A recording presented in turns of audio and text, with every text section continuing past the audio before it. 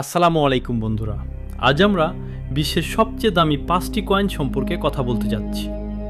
এমন একটি মুদ্রার কথা কল্পনা করুন যার মূল্য ছিল তখন মাত্র কয়েক টাকা, কিন্তু আজ একই কয়েন এতটাই দামি যে আপনার কাছে যদি মাত্র একটি থাকলেও আপনি কোটিপতি হয়ে যেতে পারেন। হ্যাঁ বন্ধুরা, এই মুদ্রাটি দেখতে সাধারণ, তবে এর ইতিহাস এটিকে এত মূল্যবান এবং বিরল করে তোলে যে এমনকি বিলিয়নিয়াররাও এটি কেনার আগে দুবার চিন্তা করা যাক।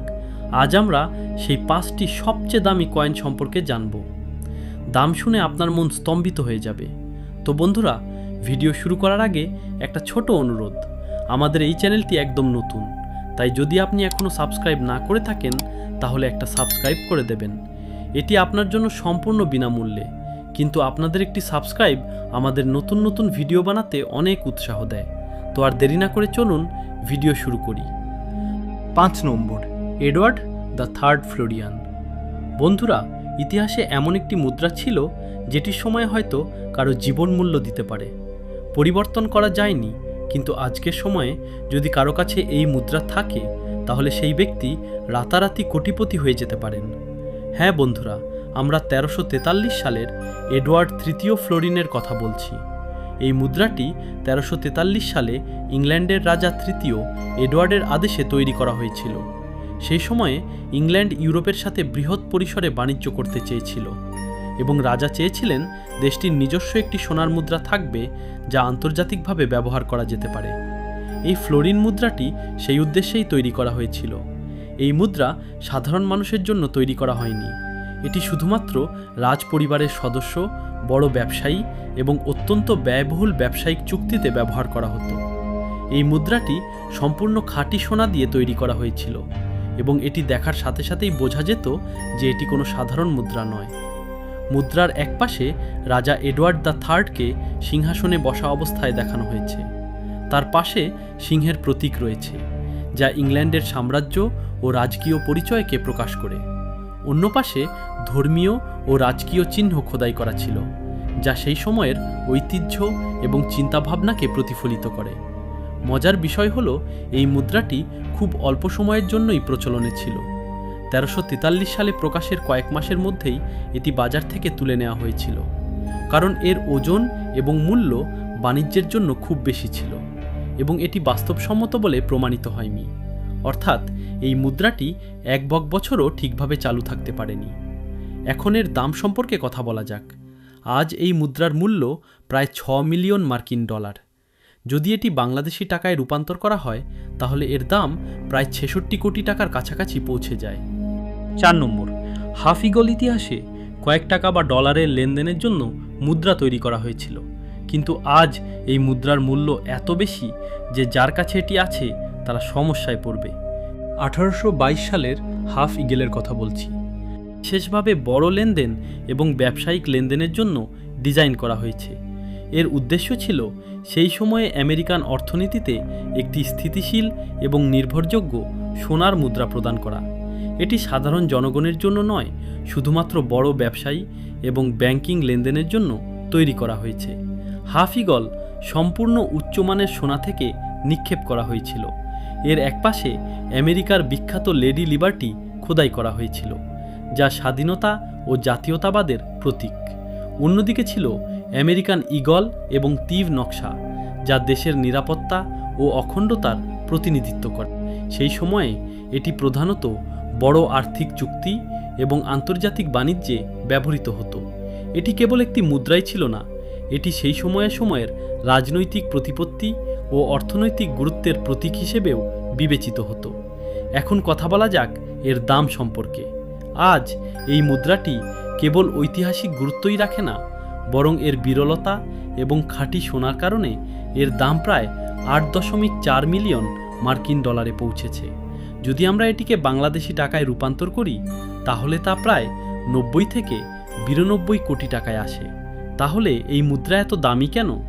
সবচেয়ে বড় কারণ হলো এর চরম বিরলতা। কারণ 1822 সালে তৈরি হাফ ইগল আর অস্তিত্বে নেই, মাত্র কয়েকটি আসল নমুনা বেঁচে আছে। 3 নম্বর, ব্রাশার ডাবলুন। ইতিহাসে এমন কিছু মুদ্রা আছে যার মূল্য এত বেশি যে সবাই, এমনকি বিলিয়নিয়াররাও এটি কেনার আগে দুবার চিন্তা করে। হ্যাঁ বন্ধুরা, এই বিরল এবং মূল্যবান মুদ্রাটি হল 1787 সালের ব্রাশার ডাব্লু।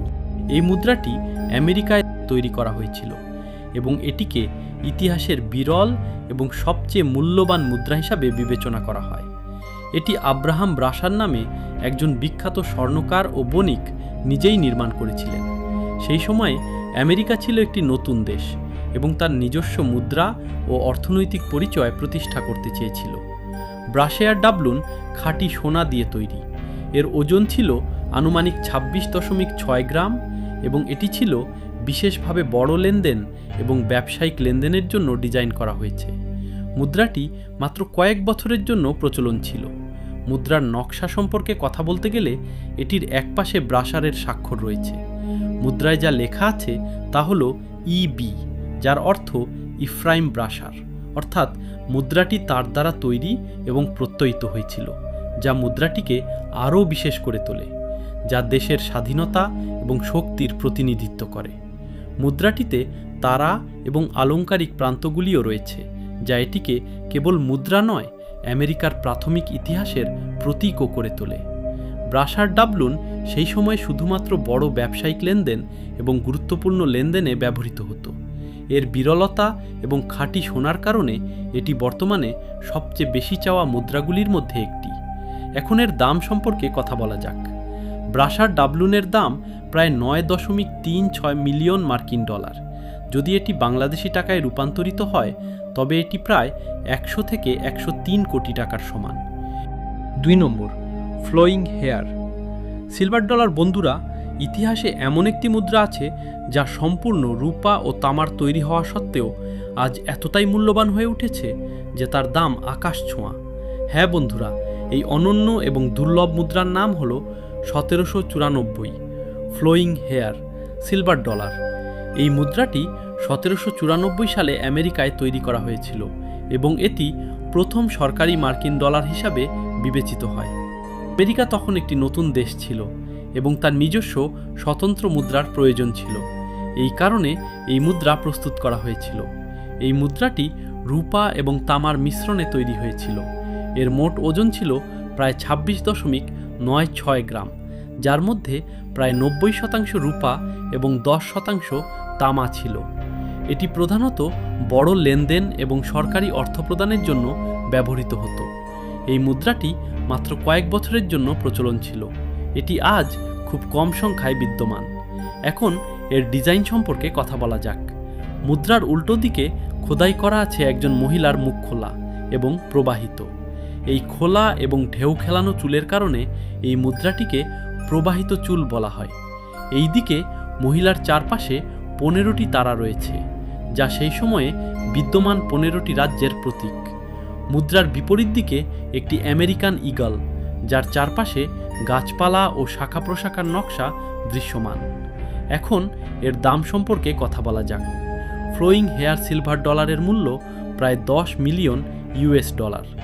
যদি এটি বাংলাদেশি টাকায় রূপান্তরিত হয় তবে এর দাম প্রায় 108 থেকে 110 কোটি টাকায় আসে।